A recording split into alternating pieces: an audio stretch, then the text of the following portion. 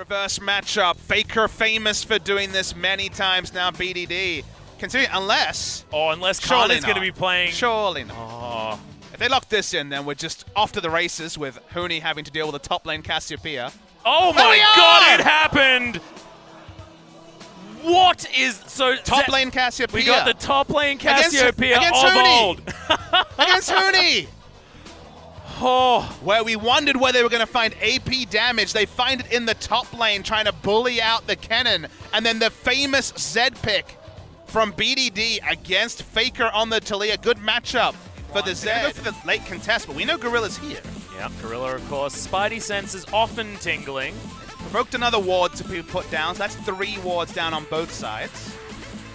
Weren't able to contest here in game 1. Blank sticking around, so the smite battle seems pretty inevitable.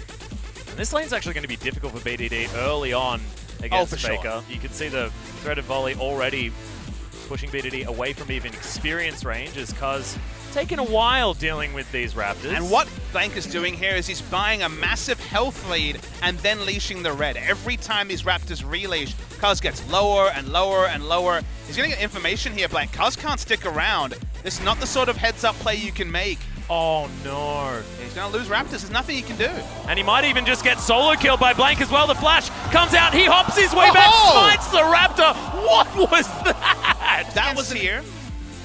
A lot of power being added as oh my god, that damage from Cuz. In goes BDD. The Ignite's there. First blood to the Z for Longzhu. Help be kind of washed over when it comes to hype. Well, Hook is going to land. There's a Dark Passage to get Prey in here if he wants it, as Wolf being taken down so low. Prey deciding to respect. Flash plays can happen. Speaking of flash plays. Yep, Faker looking to get the ward down as in goes Cuz, but Blank has a good position. Ultimate is there to keep him safe. Gorilla turns up, does the bottom side of the river here for Longzhu. As there's the death mark going down onto Blank. Ignite's there, but it's not going to be enough to kill him. Khan just going to move towards the mid lane as BDD pops his Ghost Blade. He's looking for Huni. Not going to go for the death mark just yet. Oh no, there's the flash. He really wants this kill. Death mark damage. Will it be enough? There it is. Gets himself out. Nice stop dodging place. Are you sure Leslie Nielsen wasn't born at 45, 50? Oh, definitely 60. As BDD gets Seismic shoved back. Long lane. Yeah, it does have at least... Oh, there's the weave as well as BDD. Oh, doesn't get over. Deathmark has to be used to try and escape as he's now battling this one out. Gets himself back to his original shadow as the tower has been tanked. Meanwhile, SKT was moving up. Gorilla, unfortunately, in the wrong place, gets pooped back into his team as Cuz tries to go in. Flashes his way out. Good shuriken damage from BDD. And it's feel like you can't breathe. You know, you're really waiting for the engage. Gonna get hooked. That's the arrow to land in on top. Oh my god, he's still alive. Prey needs another auto attack, doesn't get it. In goes Blank. They pick up the kill onto Cuz. Teleport now to come in as Huni wants to capitalize. No follow-up, and that was a drop of the ball by Longzhu. Yeah, Longzhu realized they need to get a pick and get out. No way for Cassiopeia or realistically the Zed is top lane. Yeah, this should be a kill onto Faker. The last Twin Fang goes in, and he just didn't have the vision to get up there. This could be two. Should have been better from Longzhu. So you watch this replay. Remember that Zed and Cassio aren't going to get here. And they realize, they see the Gragas walking up. They have to respect the teleport. They see the teleport now. So the respect was there from Longzhu. They realized that they had to respect the teleport play. Herald was not taken this game. Well, Weave as well comes down. Prey gets himself onto the right side of it as Faker just committing to this one. Prey flashes his way out, and there's the barrel. Blank gets him out of the way. There was no vision, but Faker still picks up the kill. Not wanting to face check that saw one. Lulu that time. Oh, there's the pick, possibly onto Gorilla. He gets kicked back, but look at the damage from this Cassiopeia. Deathmark comes in the back line as there's Bang. He's going to be taken down. BDD gets himself to safety. Huni now doing so much damage. Prey picked off once again, but in goes Cuz. There are so many damage threats on this Longzhu team. And Cuz is going to blast plan his way out. The leap's not there, though, and the double kill comes in for Blank. It's a 3 for 2. As Longzhu have a very strong Cassiopeia to try and get themselves some more. Seismic shove not there. BDD actually caught with his pants down just a little bit, but flashes instead of losing that Guardian Angel. We'll have to check in and see how much was there. This is an emergency engage from Longzhu because Gorilla was dead. All right, but into the back line, nothing Bang can do, dies there. But the teleport is perfect, and even though it's not an AP cannon, both Prey and Cuz were disabled for the majority of this fight. Cuz may get out, but a 1-for-1 trade. Support for jungle is not ideal. Just so strange to see a team fight where... So we've got 5 members strong of Longzhu, and look at the damage onto this Baron. They've got a Mountain Drake. There's the hook, and it is going to be a slightly late QSS onto Bang. Blank wants to try and steal this one away, but Cuz, he backs out of this one, doesn't want the 50-50, and SKT still have this Baron leashed. They want to finish it.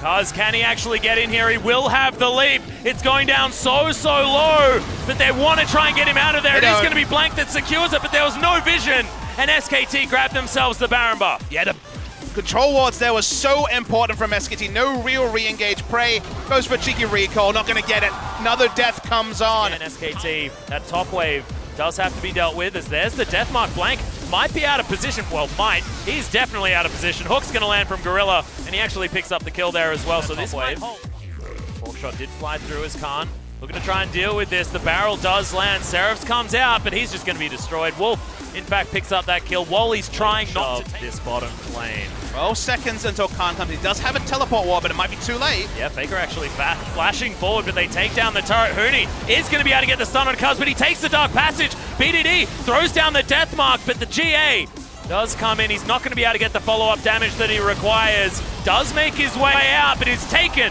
by Blank.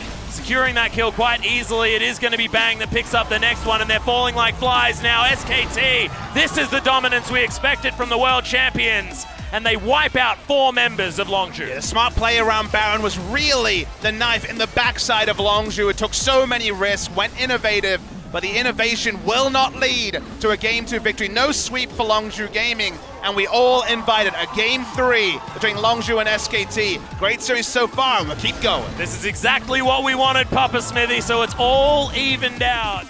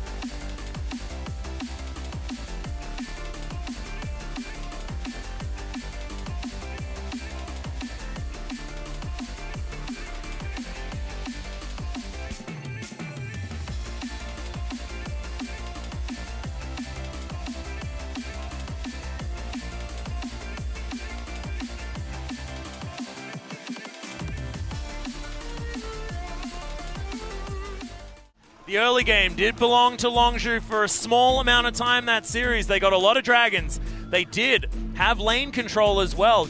Dictated exactly what items their opposing laners were going to buy, and then had the right idea switching things around. But SKT, they just teamfight so well. You bring in Blank, and suddenly the whole team as a general seems more respectful. It seems like there's just one more voice that's saying pull back, or one more voice that's focusing on control, rather than one more voice egging on the dive. It's not the, I can get them, it's the, this is what we can do, this is what we control. And in general, specifically the play around Baron, where they cleared out the first attempt, got the control wards on it, no real re-engage. You also notice they randomly DPS'd it after a inane amount of time. They weren't really committing, and then instantly took down the Baron. Cuz was too late to jump in. very different controlled SKT. And SKT with Blank remains undefeated. Yeah, just stunning. And Faker had an interesting item build this time around, decided to go for that Rylo's Crystal Scepter, but he was pivotal towards the end of that game. And actually, control is the aim of what they were actually doing in that game as well. Like, everyone having the ability to slow people down, control them.